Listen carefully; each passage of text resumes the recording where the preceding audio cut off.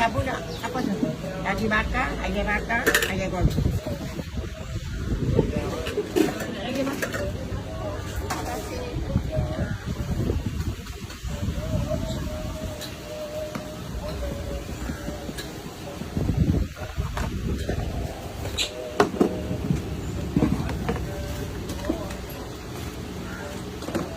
Daging dah.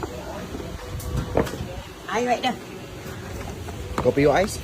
Kopi or air, Kak? Ini no ice. Cha, kopi or air, melo air.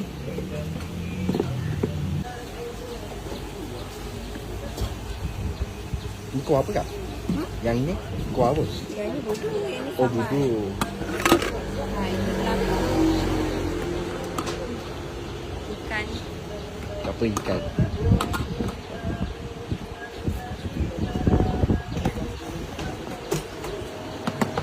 Panas cepat.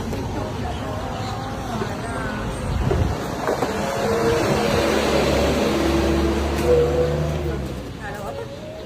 Lauk apa dia tadi? Kalau daging bakar, ayam bakar. Boleh tengok semua? Boleh. Ada hal. Oh ni ayam goreng ni. Okey, ini air daging bakar, ini ayam goreng, ayam bakar, ini daging goreng kunyit, ayam sambal, ikan masak kicap. Oh, ikan masak kicap. Ha, ini telur. Nak daging bakar. Boleh. Campur dengan daging kunyit.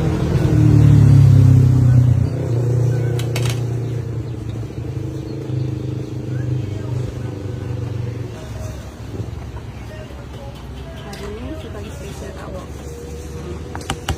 Dia tengok kak. Sekejap Daging, ikan ayam. Ikan? Daging bakar, ayam bersih, ini daging goreng.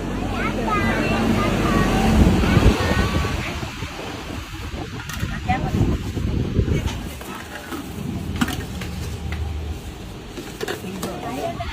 Ikan kan? Ikan. Apa dah telur nak? Telur nak tak? Boleh? Kak asyik sabu eh? Apa? Boleh bang. Tu di depan eh? Dia buka hari-hari je? Hari-hari buka 3 hari bulan biasa cuti. 3 hari bulan?